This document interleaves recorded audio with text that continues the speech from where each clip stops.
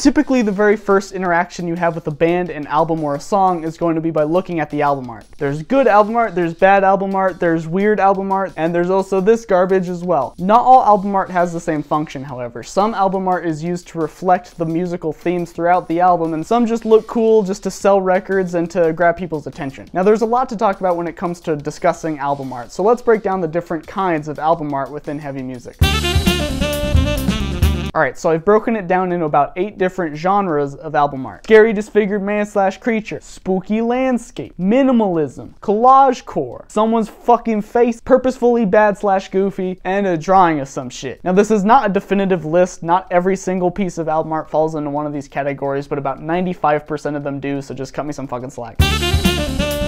Pretty self-explanatory. You got a scary-ass looking man/creature, typically with his mouth open going, ah, with a spooky backdrop behind it, typically. It's one of the most common types of album art within metal as a whole, and it can even become a staple for some bands like Eddie from Iron Maiden or The Grim Adventures of Billy and Mandy from Children of Bodom. This art type is best at illustrating a threat. It gives the album a sense of fear, which is exactly why it gets used so much by bands that typically rely on horror themes and spooky gimmicks, which there's nothing wrong with, by the way. This art type is a double-edged sword because on one hand, it can never get old because there's so much you could do creatively if you just spin it a certain way, but on the other hand, it can also be very bland and boring and just very copy-paste and unoriginal at the same time. If you're not careful, it could end up looking like the I'm a guy with a gun video game box art covers that it gets complained about all the time. I mean, fucking look at this album art. Tell me that if we just take off the logo and just slap fucking God of War, you wouldn't even question it. It looks like a fucking video game box art. It's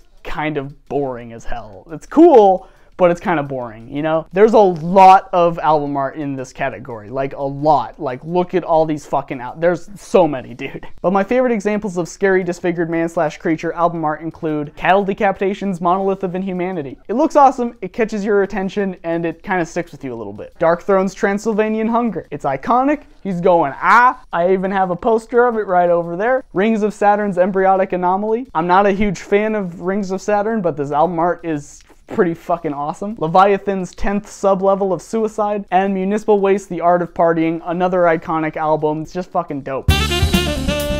Now this one is also pretty self-explanatory. It's just a landscape that shivers your timbers a little bit. It can be full of people or it can be a barren wasteland. This art type is best at creating an overall mood for an album and sets an ominous, foreboding tone perfectly. It doesn't tell you what to imagine like the previous section, instead it just gives you a backdrop for the listener to project the lyrics onto. It challenges the listener's imagination and invites them to be more creative when listening to it. That might be a stretch, but it has that effect on me at least. It's extremely versatile and can be used across pretty much any genre. I mean, even fucking Taylor Swift apparently just did it, so if Taylor Swift can do it, you can do it. Personally, it's my favorite art type out of everything on this list. If you Photoshop out the main figure in a scary disfigured man/creature album art, you're typically left with a spooky album art, and vice versa. This is a spooky landscape album art, and then bam, now it's a scary disfigured man/creature album art, just like that, super easy. This artwork trope can even be kind of turned on its head and parodied a little bit like Sunrise Skater Kids over here. My favorite examples of spooky landscape album art include Cannibal Corpse's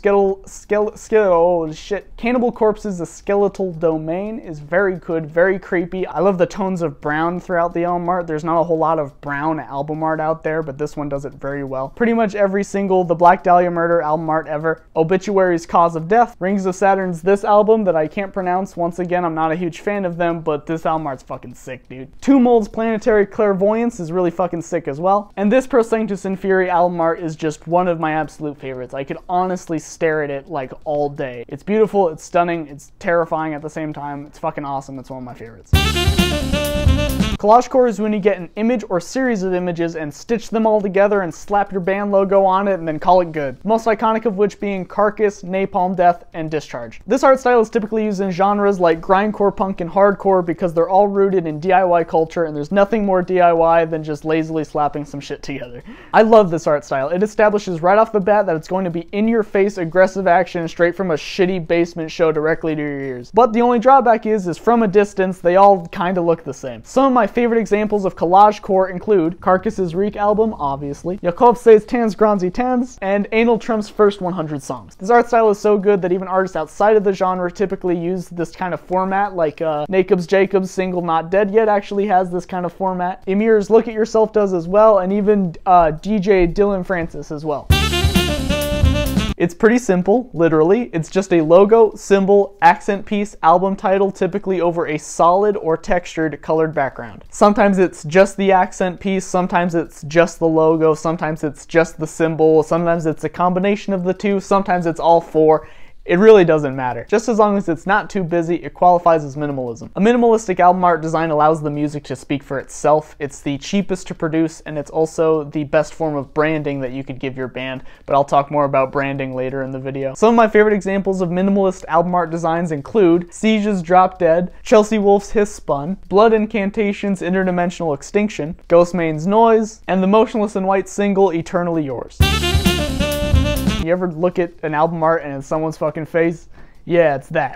It's like if you wanted to do a scary disfigured man / creature album art, but you either couldn't afford it or you just wanted something more minimalistic. Bam, voila, someone's fucking face. In fact, Marilyn Manson likes this style so much that he uses it in basically every single fucking album he's ever made ever. That man loves himself. Fun fact, by the way, the Graveyard Shift album cover was originally supposed to be this, but instead they went with this. This is really cool. The art style ties into what the album title is. It has references to past songs. It has a unique art style, and this is just kind of someone's fucking face. It's not bad, it's cool, but in comparison to this, it's just kind of like fucking lame, you know? Some of my favorite examples of someone's fucking face album art include Full of Hell's Trumpeting Ecstasy. Technically this person doesn't have a face, but like it's my video, so fuck you. Converge's Jane Doe, Code Orange's I Am King, Archspire's Relentless Mutation, the Viscera Infest albums that I can't show you for obvious reasons, and Pissgrave's Posthumous Humiliation album that I also can't show you for the same reason. Man, oh man, these bands love gore. You ever see album art that jumps out at you because it's just so ridiculously bad or goofy that you just have to check it out? That's what this section is all about. Sometimes the album art is just plain awful and you just have to check it out because it's so bad and you're morbidly curious, or it's so goofy that even if it's not good, it'll at least be interesting and worth a shot. It's great from a promotional standpoint. You'll get a lot of attention, but it's not great if you want to be taken seriously as a band, which in some cases don't matter, but in other cases it could be a huge burden. Like, I don't think these guys that I'm not even going to try and pronounce because I'm going to butcher it care about being taken seriously if their album art is a fucking ostrich being pulled into a wormhole. Their music is still fucking awesome though. Fun fact, by the way, this Iron Maiden cover was so ridiculously bad that the original artist for it was asked to be removed from the credits because everyone fucking hated it, so they went with the unfinished version, which granted is a little bit better. Some of my favorite bad / goofy album art include Shinda Saibo no Katamari Saibogu. I tried. You got a bunch of sea creatures bowling. It doesn't get much better than this. Archigathicus's Canadian Horse. It's fucking ridiculous and you gotta check it out. Dehumanizing Atiritan Worships You Sick. It's fucking anime. Autopsy Shit Fun. It's gross as hell. And Gorepot's Extreme Bong Fest, just because there's so much I don't even know where to begin. Alright, so I know that this final section seems a little vague, but trust me. There are around 2 subcategories of this category that I'm going to be talking about. Uh-oh Scary and Artsy Fartsy. Uh-oh Scary is when you got, and I quote, "You got a drawing of a bunch of shit and it's all gnarly looking and fucked up." That's a direct quote from me. Artsy Fartsy is when you got a bunch of color smeared around or a drawing that doesn't really have that much of a defined form. It looks like something that'd be in an art museum or some sort of art installation. Some of my favorites from this category include Hacksaw's Amplified Noise Slaughter, Jesus Piece's Only Self, Sulfuric Cartery's Chainsaws, and the iconic Spectral Voice album art as well. Now, I know not all of these fall into just one category. Like, is this Scary Disfigured Man or is it minimalism? I don't fucking know. I don't even know which categories these ones fall into. That one's just fucking boring. It looks like the used, but like shittier. Is this a drawing of some shit or is it someone's fucking face? It's kind of a face, technically. I don't know. Is this one Collage Core or minimalism? Is this one minimalism or Scary Man? I don't fucking know. But arbitrary categories that I came up with don't really matter in the end. What really matters is the marketing and branding potential that the album art has. One of the best examples of branding would have to be Bring Me the Horizon's Sempiternal. Regardless of how you feel about the band, they got the Flower of Life symbol, slapped it on their album art, and now all of a sudden that symbol is known as the Bring Me the Horizon's Sempiternal symbol. They totally rebranded it and they made it their own. The Sunbather logo looks like it'd be found on fucking Hollister merch or some shit like that. It's artsy enough that it could go anywhere regardless if anyone gives a shit about the band. Same with the Misfits logo, that's arguably bigger than the band itself, and Converge's Jane Doe face as well. Even when I was playing Dishonored, I found references to this album art. That's fucking bananas. I was aware of the Jane Doe face years before I even got into heavy music. That's how iconic it is. And previously I mentioned Dehumanizing Eturitan's Worship You Sick album. This album art is anime as fuck, and I think it was a driving point as to why so many people clicked on it and why it's now like one of the most viewed videos that Slam Worldwide has ever put out. I know people from my high school that have shirts of this album, who have banners of this album, that don't even listen to metal, they just liked it. And I'm not saying that to be like, darn them posers, I don't give a shit. It doesn't affect me at all. I'm just saying that it's grown bigger than the band itself, and that's some good-ass branding. Every mid to late 20s Knocked Loose fan has the death card symbol tattooed on their hand that they got in 2015. And the Slayer S is so iconic that people will actually put it on their collar just because they love the band's... Oh, sorry. Oh, never mind, those people are just racist, my bad. But all jokes aside, all of these iconic staples derive from minimalist album art or minimalist merch designs. It helps the band's branding, which in turn helps their popularity and their success, meaning that they get more money. Let's say that you're looking for some fierce, cruel, disgusting, grimy bullshit, right? You see all these album covers. You're probably gonna pick the one with the most gnarly, disgusting album cover, right? Fucking of course you are. The art reflects the music, and if you're drawn to the art, then odds are you're probably gonna like the music, and you're probably gonna give them your money and purchase the album. That's good marketing. But now let's take a look at Discordance Access's The Inalienable Dreamless. It's misleading to the music within the album, which therefore hurts potential listeners that might want something heavy. But it's also so different that it really stands out against the crowd, and as a result has more eyes drawn to it, which is really good for marketing. It's both a good thing and a bad thing at the same time. It will repel some listeners and attract others, which I think is pretty cool. Or for your marketing, you could just say fuck it and use a minion to promote your album, like what Black Veil Brides did for some reason. This is real, by the way. Granted, I shouldn't be making fun of it because I'm here talking about it many years later, so technically it was effective at marketing, but it's like, no one will like you if you do this.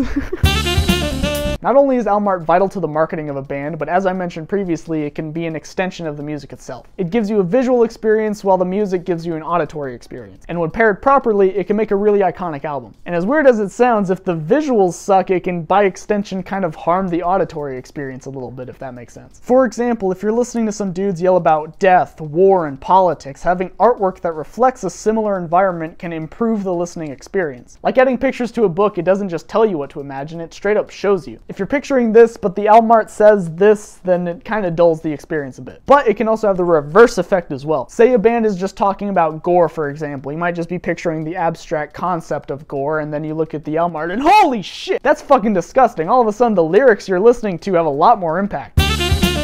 I don't know though, in conclusion, album art is cool. I like looking at it. I think it's really cool. If you're in a band and you give a shit about your band's success, then you should really put a lot of time and effort and thought into your album art. And yeah, I guess that's it.